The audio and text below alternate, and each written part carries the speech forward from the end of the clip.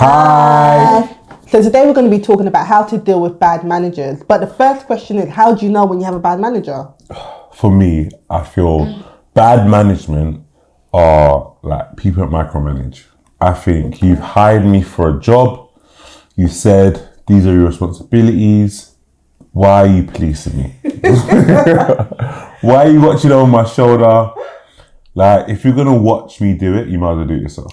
But, can I ask you a question? Doesn't that depend on your work style? Because some people may need that constant direction, that constant push.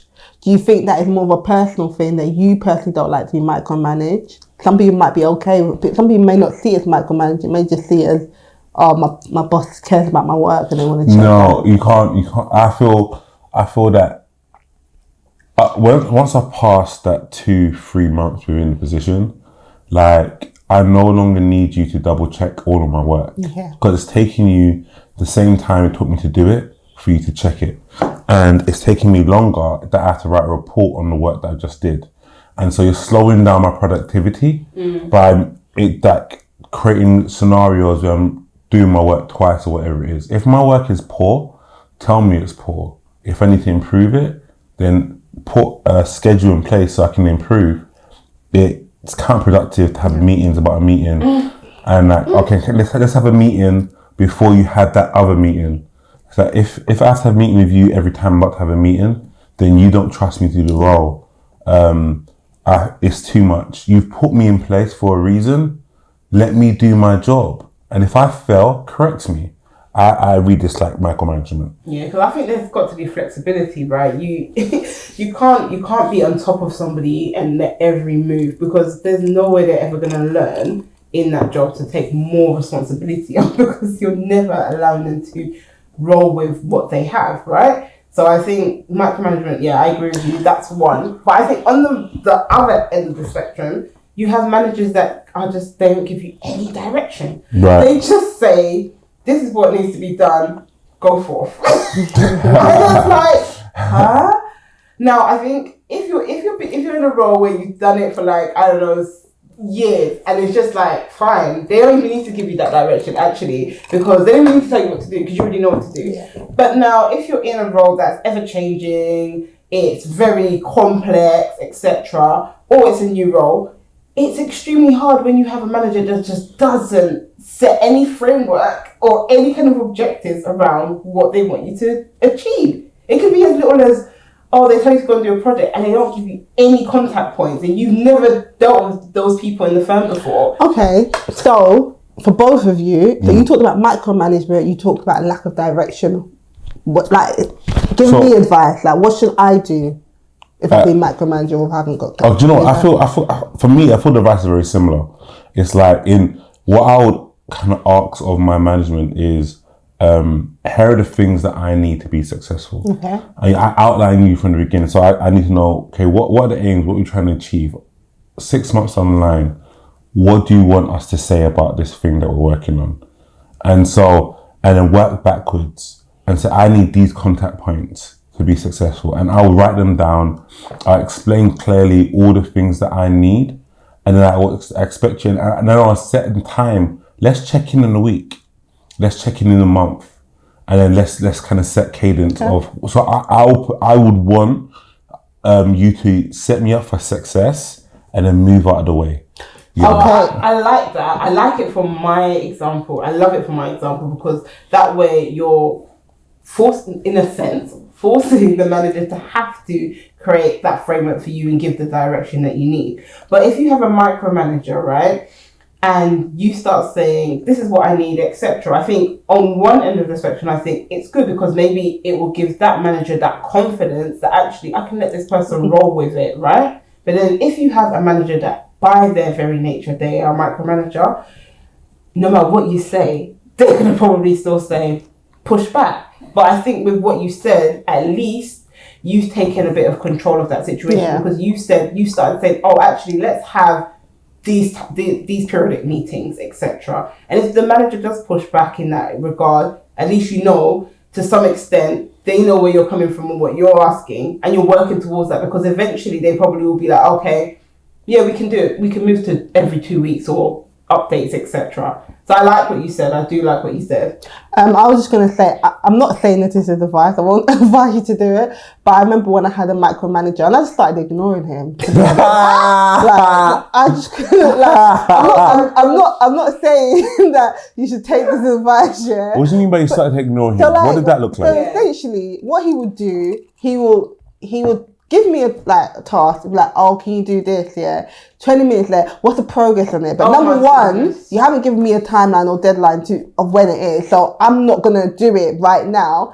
And then I just started muting his messages. But then what he started doing is messaging my colleagues and saying, oh, can you say to Stella, I've asked about this, can you message her or something like that? Wow. And I just started ignoring him, and he got used to me not responding because I would just give him the work that's been delivered. And the thing is, what you have to do, unfortunately, you have to try and understand how your manager works. So I stopped thinking to myself, well, you haven't given me a timeline, so I'm not going to do it in this time. If you gave me something, I was like, do you know, I'm going to do it as soon as possible, because I feel like every time he asks me something, he wants it yesterday, essentially. Mm-hmm.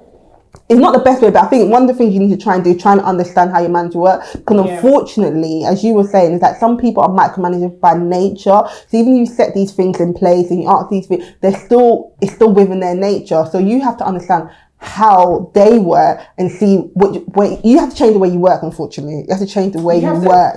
You have to adapt, and it can be very frustrating. But I just started ignoring him. So he didn't expect a response, but he knew that the work will get done. Yeah. And So one thing I want to say about, there's probably two things, but the first thing I want to say about with micromanagers, it's not a reflection on you. Yeah. The reason why quite a lot of people micromanage is because they're insecure about their position. Yeah. And so they're unsure and they're relating to you how they think that you are and people are. And so they won't do it unless I stay on top of them. Mm-hmm. Or they're insecure about their position. I have to pass this information up. Mm-hmm. And so if I don't do it, I may get found out as not so good in my job. Mm-hmm. You know, and so really people, because of their insecurities and their fear, they start micromanaging. Yeah, I think that's a really, really good point, because I was just thinking, because my personality, I like to have control.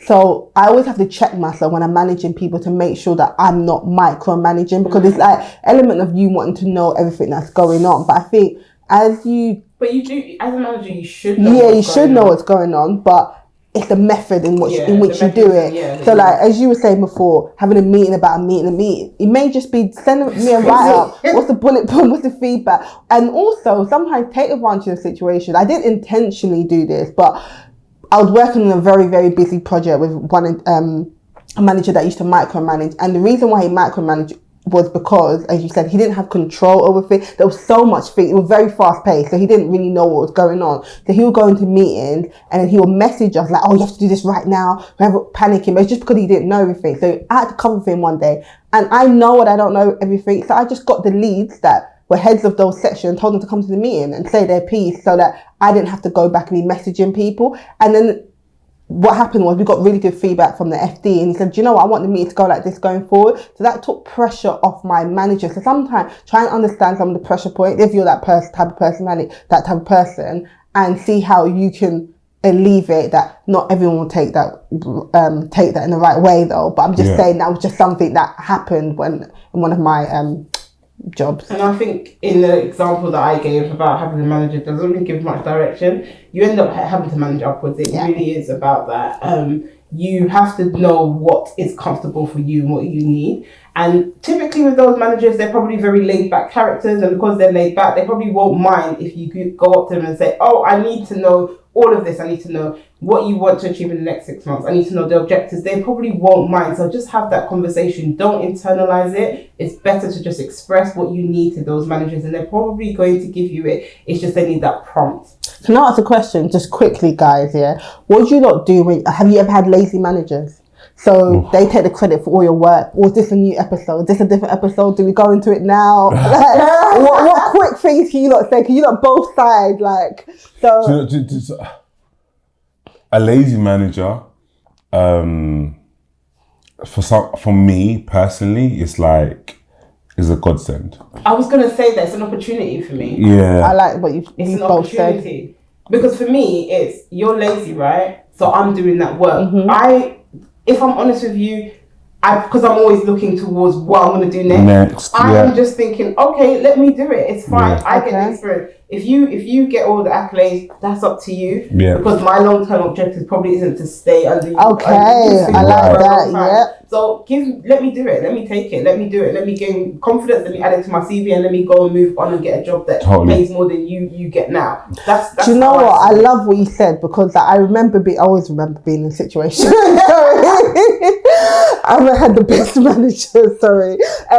But yeah, I remember being in a situation where that happened, and I was very frustrated because there was a lot of pressure on me. But then what happened was I was able to apply for promotion in another organisation, and I recently came across this manager, and they're still in the same position. Of course. That they were like 10 years ago. Do you know what I mean? And so, as Liz said, take that to your advantage. You don't actually realise what skills you're developing. So, yeah. All right. So, thank you very much for listening to us. Thank you very much. If you have any questions or feedback, please send it to us in our DMs. We would love to do a video for you. Like and subscribe, and we'll catch you later. All right. Take care, everybody. Thank you. Bye. Bye.